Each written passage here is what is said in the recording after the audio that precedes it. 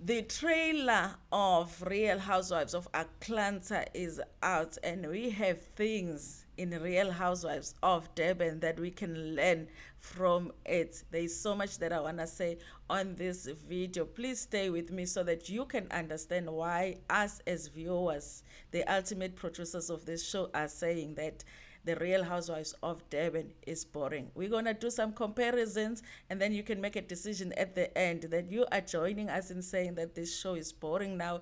They need to do something, or you're saying it's still exciting for you. Please watch until the end. Hello, igama lami nguNtando Mdletshe, and on this channel siyaye sifunde iy'ncwadi ebhalwe ngolimi lwethu lwesiZulu bese siza la sokhuluma ngazo lezo y'ncwadi esuke siy'fundile, senzela laba abanqenayo ukufunda nalabo abangenaso isikhathi sokuthi bazifunde.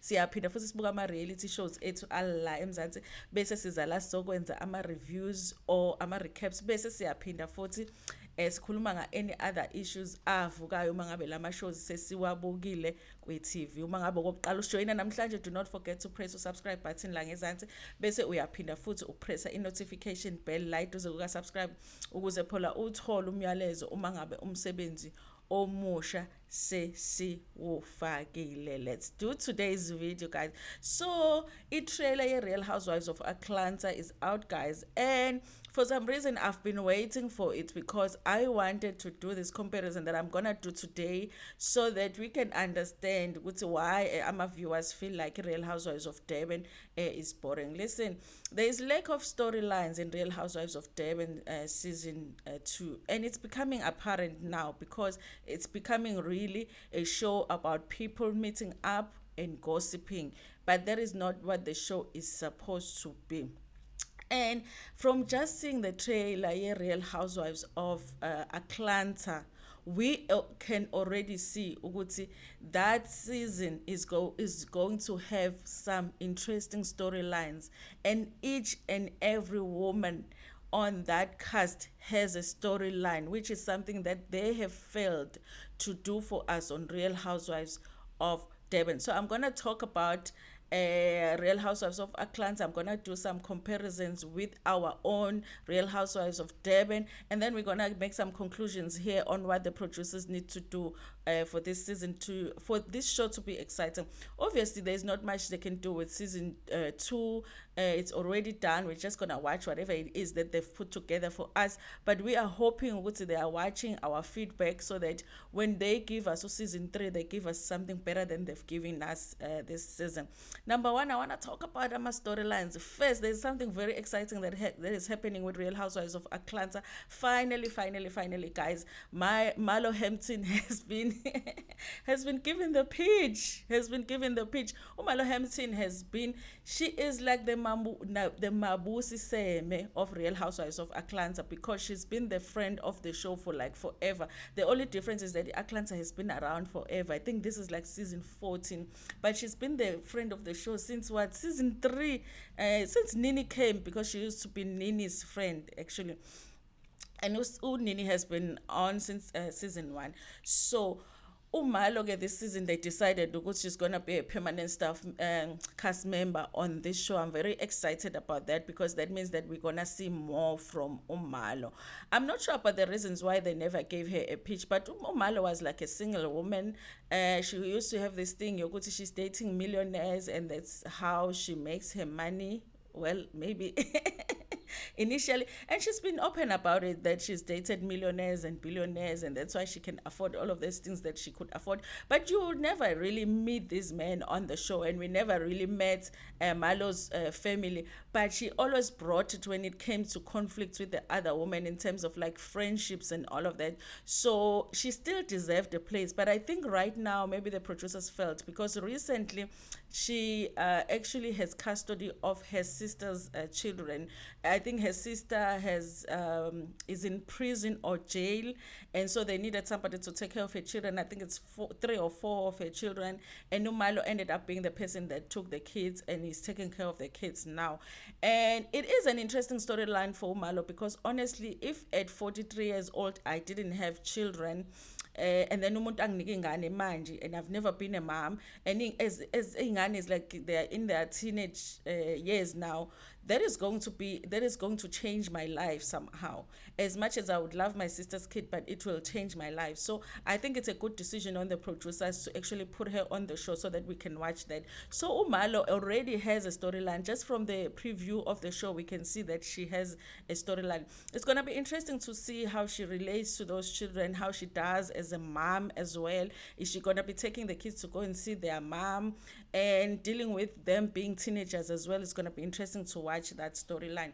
So I'm hoping that for us in Real Housewives of Durban, that they do not wait that long to give uLokhuzana Umabusi Seme an opportunity to be a permanent cast member in Real Housewives of Durban, because she deserves a place. I hope that they don't wait as long as they waited with Umalo to put her as a permanent staff member.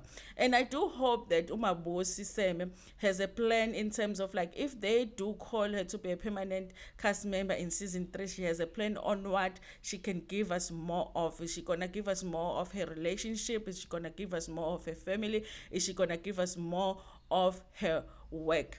So already we can see the storyline for Marlo. Marlo also, it looks like she's going to be having some conflict with Ukendi. Umalo is what Jojo is to Umabosi, but she is that to Ukendi, Umalo on Real Housewives of Atlanta. Marlo has always been jealous of Ukendi because Kendi is one of the, not one of the richest, she is the richest housewife allegedly on Real Housewives of Atlanta. She has more money than anybody. She's actually one of the housewives that doesn't really need to do the housewives because she's got the money. But she says she does it because it really really helps her businesses, her being on the show. But Malo is always jealous of Candy because Candy makes her own money. Candy didn't come to money because she dated a rich man, and Malo came to money because she dated a rich man. She has said that herself. So Umalo is always throwing jabs at Candy, even when they get along. But she is always throwing jabs at Candy. It's almost like what Jojo does to Mabusi, because yeah, that she came to money by dating umuntu that is filthy rich. That's how she became rich, by marrying somebody that is filthy rich. She does not understand that there are women out there who work hard to afford what they can. So she actually doesn't understand why this woman will have the same bag that she has when she has a rich man and this woman doesn't have. So it's almost like that with Candy and Marlo. Marlo just doesn't get it. It's like she just doesn't understand that Candy has made it as much as she has. But she obviously can't say that, girl, I'm jealous of you. You've made, you know, you're running so many business, you have so much money, how do you do it? Instead, she will throw jabs. So it looks like this season they're going to be having that conflict between the two of them. And actually Marlo does say really horrible things about Candy in this season that we have seen in the preview. So that's going to be Marlo's storyline. So guys, it's gonna be heated, because trust me, Candy is not somebody that you come for and she doesn't come for you. And she has facts. They say Candy is the one person that never forgets anything. So if you've done anything in front of Candy, she's sure to remember 10 years later, and she will remind you of the facts. So I hope Marlo is ready for this season when she's going to come for Candy. Also, there's Kenya Moore. Kenya Moore is I mean, she's been on since what, season 3? You know, Okanyama is going through a divorce, you guys, with her husband, McDaily. Obviously, you know, it wasn't a long marriage. And I mean, I think a lot of us saw it coming, because she met this guy, really, you know, handsome guy who was supposed to be a businessman, making it on his own, and married him in a few months.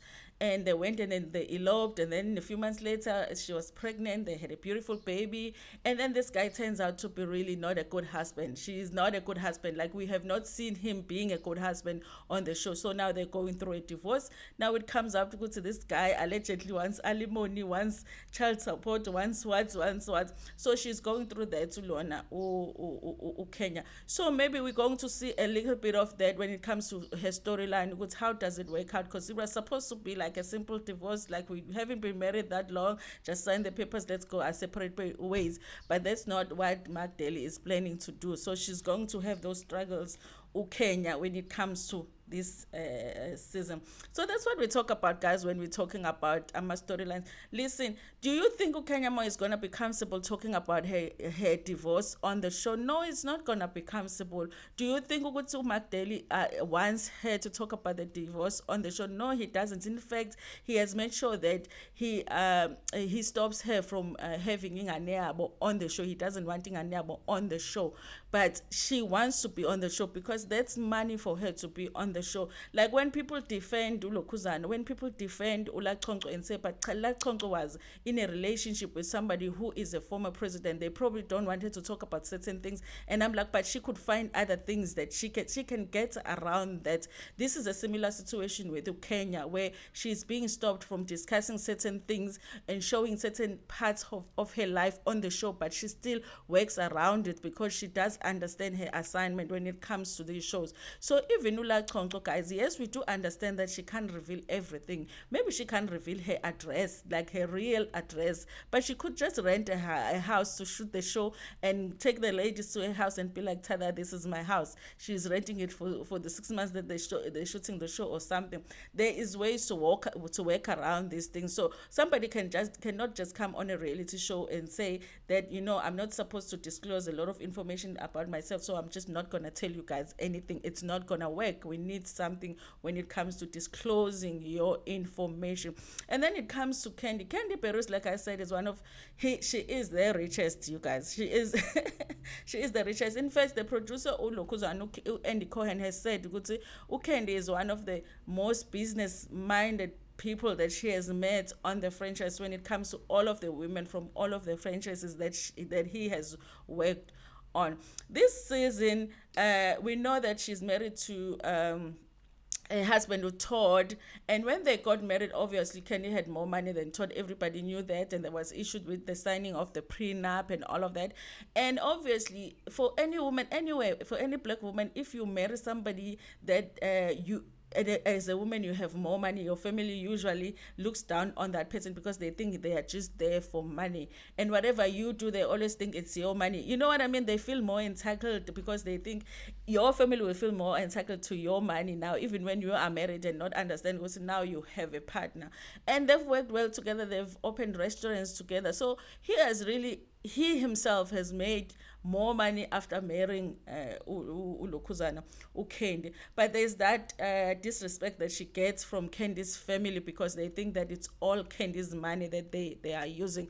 And so he's dealing with that storyline. People have made comments to say, but Candy's storyline is like an old storyline that they're resurrecting. It's like a resurrected old storyline. And I do understand that, yes, it is a resurrected old storyline, but it's a reality show. And if she is still going through that today, then she can show that on the show if it's still going on.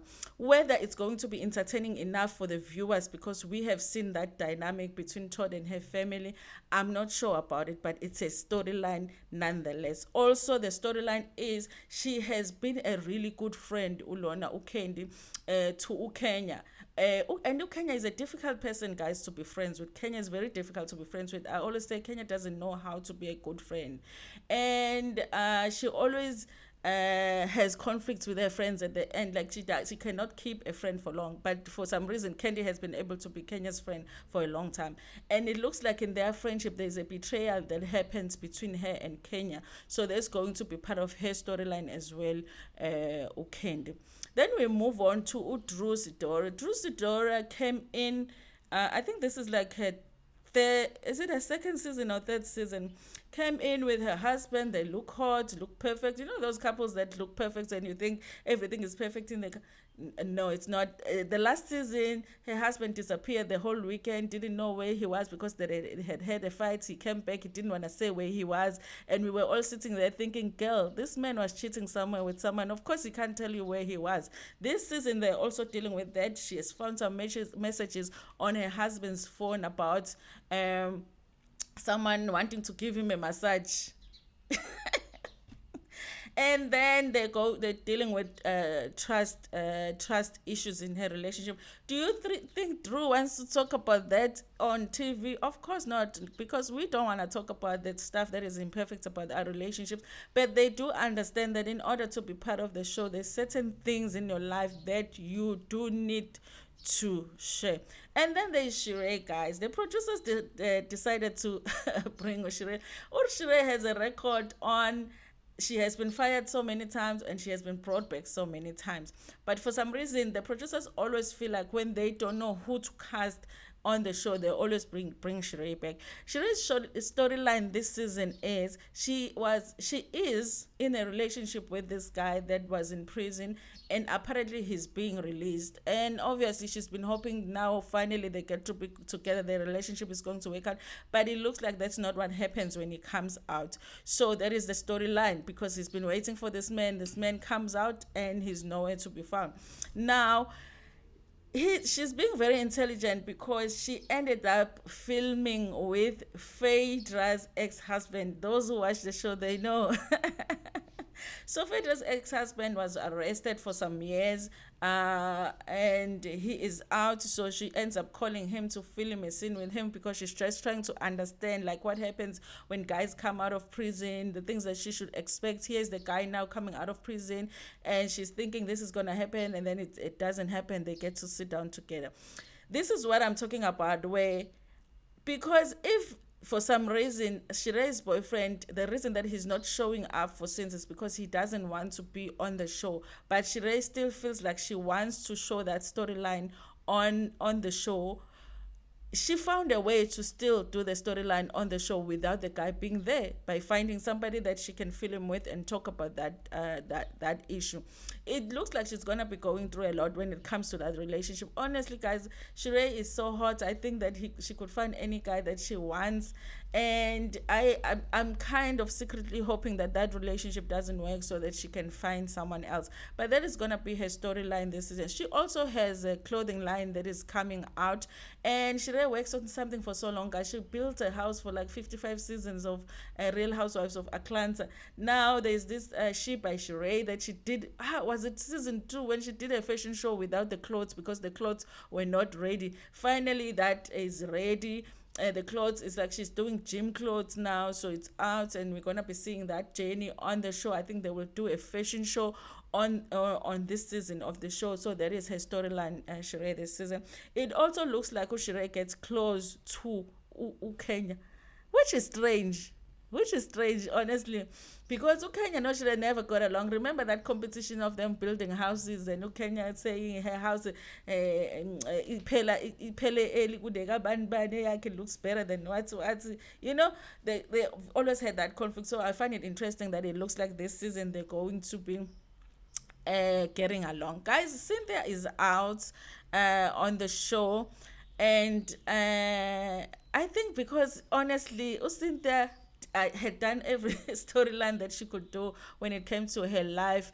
I don't know. I think maybe the producers didn't find her life interesting enough, because even when it came to her wedding, I thought they were gonna do, like when they get married, they do like this big thing.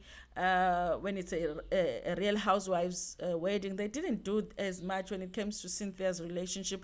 I don't know if it's because her husband didn't really want to be part of the show or not, and maybe they just felt like it was just a boring relationship. I don't know, but she's out of the show. Apparently, she says that she was offered to be a friend of the show. They always say that that's a way that they fire you on Real Housewives of Durban, because women don't normally want to move from being a permanent staff member to being a friend of the show. It's like a demotion. So usually when they want to fire you, they will offer you a friend of the show position, and if you say no, then you go. So that they never really say that they fire you. So that's what happened to Cynthia. So they say she is not coming back this season, no Cynthia. Uposha as well, she's not coming back this season. Uposha did a spin-off of her show, which was just showing her relationship. Remember, she took her friend's man that she says was not really her friend, Simon. I do believe, guys, they really were not friends, because honestly, on the show, sometimes you say, this is my friend, but it's not really, but she took her man. So they did a show about her family, and that the man, and then the old man, and whatever. And apparently the relationship between her and the producers, because that show apparently was also done by Bravo, and the things that happened on that show, it sort of caused conflicts between her in her relationship with the producers, which led to her not being offered to come back on Real Housewives of um, Atlanta. That's what people are saying. I don't know if it's true. Some people are saying because she had done this spin off when they were given the contracts for Real Housewives of Atlanta, she asked for more money, but the producers were not willing to give her more money because that show that she didn't do as well as they thought it was going to do. And so she didn't come back this season. I am not sure which one is correct, but I just know that from the preview, Portia, guys, is not there. Okay, we do have a new cast member on the show. New, like we have never seen this one. There is Sonia Richard Ross. Sonia, is it Sonia? Sonia Richard Ross. Sonia, they say she is a 4 times Olympic gold medalist. And she's come in with a bang, you guys. She's having the most conflicts with Utru. She is becoming friends with Ushre. And guys, I mean, she's letting people know that, you know what, I'm a 4 time Olympic gold medalist. Put respect on my name. This is what I want, guys. Guys, I really need my viewers to go watch Real Housewives of Atlanta, because people will say that we need to give Uma Khumalo a chance. Guys, there's no chances when it comes to Real Housewives, honestly. If you see that this woman is coming in this season, if you see the fights that she's having on this season, the things that she's putting people in her place, she's standing for people on her first season, because she needs to put a stamp on it and say, listen, I'm here, I deserve to be here. If you come for me, I will send you back. You know, so that the producers know that they can she can come back next season. She can't be all quiet. Makumalo made an excuse. There's a preview for the next episode where she says, good guys, I'm not gonna say something when I'm not gonna talk when I don't have anything to say. Girl, you need to find something to say here. It's a different show. You need to find something to say here, because we all need you to say something. So I need Makumalo to go watch this woman, how she's handling her first season, because we need her to handle her first season like this woman is handling her first season. Did I forget anybody? There were talks about Phaedra coming back to for this season, and I think Ukendi had made it clear, guys. Remember, there was a season where Phaedra lied and said Ukendi planned to drag or Portia what, and she had said Ukendi she will not shoot with Phaedra, and I think as much as the producers did like Phaedra and some of the viewers like Phaedra, they have that conflict where if they bring Phaedra back, then they will have to let go of Candy. I think eventually they will have to do that. They will have to make a decision one season. If they feel like Candy's life is not as interesting, maybe they will let go of her and bring Phaedra back. I didn't like Phaedra. I just thought that she lied a lot. But hey, shade, honey. Oh, you never wanted to come for Phaedra. Nene is not coming back. Nene also, it was just a matter of being fired on the show, and I think she was too bitter, and she did all of these videos where she talked about Bravo and Andy in a negative way, and I think that it's gonna be difficult for them, because we all like Nene and we would like to see her back, but it was like how are these people, because it's her bosses, she spoke about them in that way. I don't think for that reason they will even consider bringing her back. So here it is, guys. This was like a trailer, and I already have so much to talk about when it comes to Real Housewives of Atlanta. I'm sitting here waiting for the first episode. I don't know where I'm gonna say it because obviously we don't have the networks that they have, and so I don't know where I'm gonna see it. I don't know if the first episode is up yet, but I'm like waiting. I cannot wait because I've already seen what their storylines is. This is what we are we are complaining about when it comes to Durban. These women are not gonna just be. They, of course, they're gonna sit and gossip, but they're still going to have their own storylines running during the show. And this is our complaint when it comes to Real Housewives of Durban season 2. I need for these producers to go and watch that show. I need for these cast members to come and watch that show so that for next season they give us something better. Guys, this is my video for today. Please like it before niphume kuyona and share it with your friends, with your family, and even with strangers. Nginithanda kakhulu.